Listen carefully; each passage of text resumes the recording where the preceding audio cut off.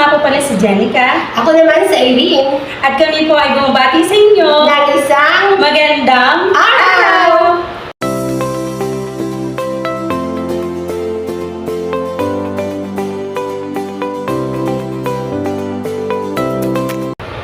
Jet, nagtataka talaga ako. Kahit ako sa sarili ko. Ba't kaya ang ating channel ay ang pangalan ay Good Samaritans? Ganun din yung ibang nakakapanood. Bakit nga ka? Good Samaritans kasi yung pangalan na napili natin kasi gusto natin i-enlighten yung mga tao na hindi naman lahat ng nagkakwentuhan, lahat ng kukumpulan ay masasama yung kinikwento. Kasi di ba, alam naman natin sa sarili natin, kapag sinabi yung salitang marites, ay masasama na yung ginagawa. Pinag-uusapan yung buhay yung may buhay. Pero tayo, ipapakita natin sa kanila kung paano nagiging mabuti ang isang marites. Kaya good sa marites. Yan. Ngayon naman, alamin natin kung ano yung topic natin for today. Ano nga ba ang topic natin for today, Tian? Kung paano at kailan natin nakilala ang ating Panginoon. Sino muna unang sasagot sa atin? Ikaw, kung paano nakilala at kung kailan mo nakilala, Jake? Okay. Ako, para sa akin, siguro nakilala ko siya, nito na lang na ako ay nung naging mag-asawa na kami ni Ma'am.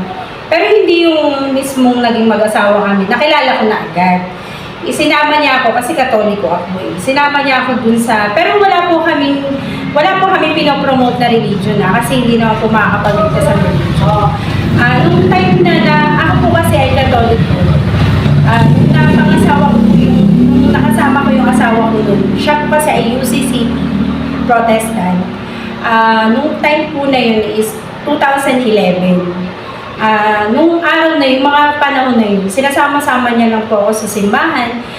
Yun po yung time na parang, nung first time niya ako sinama nung gabi yun, parang, yung vesper doon, paggabi, yung pag-praise and worship, yung kumakanta sa Panginoon, di ba? Alam mo yung parang, talaga napayak ako nung araw na yun, na sabi ko sa isip ko, hindi pala ako nag-iisa kasi nung time na yun talagang feeling ko wala akong Kasi biglang awitin. Oo, walang nagmamahal sa akin, wala akong kasama, wala akong pamilya. Yun yung time, yung panahon ng time na yun na parang alone lang ako, yung parang mag-isa akong lumalaban sa buhay, nabubuhay lang ako mag-isa. Ganun. Pero nung sinama niya ako nung araw na yun, parang alam mo yung parang may kurot na parang nabawasan ng tinik, yung parang may pag-asa pala, yun yung time na yun. Habang naririnig ko yung mga praise and worship, kaya yung mga praise and worship sa simbahan, hindi yan basta awitin lang. Yun, talagang pagka isinasa puso mo yun, talagang may mararamdaman ka talaga, tunay talaga yun. Pero yung time na yun, hindi pa yun yung time na nakilala ko siya. Siguro mga years pa, hindi ko alam yung specific na time kasi pero bigla na lang talaga kasi siyang bumabago sa iyo eh. Di ka ay parang alam mo yung pakiramdam na may mga nagagawa ka dati na makamundo. Oo, talaga naman. May mga nagagawa kang makamundo ng panahon na yun. Pero kapag nakilala mo ang Diyos, mo na siya, utay mo na siyang may iwasan. Parang alam mo yung, no ako dyan. Parang, hindi na. Parang, kung dati pala barkada ka, kung ano-anong ginagawa ng makamundo, ganyan, gala kung saan, punta sa Pero ngayon parang, mas gusto mo nalang pumunta sa simbahan, ganyan. Tapos, neto na lang na ako'y mga nasa edad na 30s, ganyan. Noon ko na lang na-realize na, kilala ko na yung Diyos. Kasi, alam mo yung mga pagsubok na dumating sa'yo, lalo na nung nagkaanak ako, nagkapamilya kami, alam mo yung pagsubok na talagang halos down ka, pero alam mo yung nalalakpasan mo siya, pati mga, hindi lang physical, emotional, lahat, mental health. Kaya ngayon, iba, may mga nadidepress, kasi hindi nila kaya. Pero alam mo, kapag kilala mo pala talaga yung Diyos, kapag nasa puso mo pala talaga siya, hindi ka talaga hindi ka matitinig, hindi ka mababagsak, ibabangon ka nun. Talaga yun yung sabi ko na nakilala ko na siya, dito na lang. Yun lang. Ikaw, Te, sa buhay mo, paano mo nasabing nakilala mo na siya at kailan yun? Ako kasi nung sa pool pa naman bata nga ako, eh, parang pinangulatan ko na sadyang sumimba sa, hindi naman talaga promote natin ang religion, pero yun talaga ang nakabusiness ko, yung sisipin. Yung aking tita ay sinasama ko, tapos ako lang ang naiiwan halos matanda sa amin, marami kami ng kapatid. Parang ako na nakatiwala sa bahay na pag nagkasakit nga yung aking kapatid, ay wala namang gamot. Parang tingin ko ang Panginoon ay katabi ko lang. Parang napakalapit. Dahil kung magkasakit na yung kapatid ko, wala kaming nailapat na gamot dahil wala pa naman talaga akong alam. Ang gawa ko lang ay nanalangin ako sa Panginoon na pagkakali ng aking kapatid. Pagkalapat ko lang ng Panginoon. Totoo pala yun na kapag nanalangin ka at buong puso mo binigay sa Panginoon, ang gusto mo, gumagaling. Kaya, ang tingin ko noon talaga ay parang talagang sobrang lapit ko sa Panginoon at mahal ako ng Panginoon dahil sa mga bagay na yung dala ng kahirapan. Marami akong naranasan na talagang kaunting panalangin ko lang ay tinutugon ng Panginoon dahil siguro sabi nga malapit ang Panginoon sa mga bata dahil nga ako'y bata nga noon. At yun nga, nung lumaki ako, parang nag-agwat ako na hindi ako nakapasimba, pero nung nagdalaga nga ako, parang pasulpot-sulpot na lang ako din sa lipa, magsamba. Tapos nung magkaasawa ako, nagbalik loob ulit ako. At doon ko na patunayan na talagang kilala ko na ang ating Panginoon dahil hindi ako tumalikod.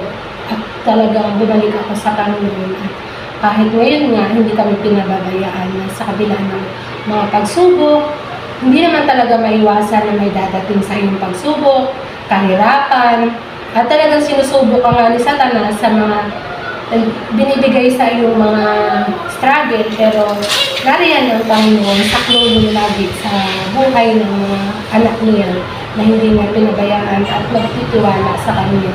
At yun talaga ang lagi ko pinangahawakan sa Panginoon na kapag ikaw ay nagtitiwala sa Panginoon, hindi ka niya pababayaan. Doon ko lubos nakilala ang Panginoon na talagang ang kanyang anak ay hindi niya binibitawan kapag ikaw ay nagtitiwala sa Kanya at nabililingkod ng buong puso. Oo nga. Kasi alam mo yung alam mo yung pagkakataon na kapag alam mo yung down na down ka, alam mo yung parang wala kang ibang mahiya ng tubo. No, pero ngayon kasi, kapag alam mo sa sarili mo, kapag kilala mo na yung Diyos, yung tipo na, yung kahit magkasala ka, yung parang hindi mo iniisip na nag-iisa ka, ganyan, yung parang may kumokontrol sa'yo, yung parang may Holy Spirit na nagsasabi sa'yo na, hindi naman talaga maiwasan na ikaw ay magkasala. Kasi, syempre, nobody's perfect nga, di ba? Hindi porke tayo nga ay naglilingkod, sabi nga hindi na tayo pwedeng magkasala, nariyan pa rin ang pagkakasala kasi tayo ay, sabi nga ay mahina, pero nariyan ang Panginoon na patuloy tayo pinalalakas. Yan, tama yan. Kaya nga, mas, alam mo, importante talaga yung pagpunta sa church. Kahit anumang church meron tayo, hindi po kami nagpo-promote ng religion. Kung ano po yan, kanya-kanya po tayong simbahan na tumawag sa atin. Yung sa kaparaanan ng Diyos kung paano tayo tinawag, dito sa lugar na to, dito sa simbahan na to, o gano'n. Yun nga po, pinaka-importante po sa lahat is, palagiin mo yung sarili mo na pumunta sa Panginoon kasi doon na naiiwasan mo yung mga tukso. Tapos, every time na maririnig mo yung mga message, parang diba, parang natatamaan ka, parang pag ikaw ay laging ma-attend sa church kung saan doon ka lumalakas. Oo. Yung spiritual. Pag nasa bahay ka, parang hina-hina mo. Yes. Parang lagi kang hinihila na pumunta sa kasalanan, magawa ka ng kasalanan.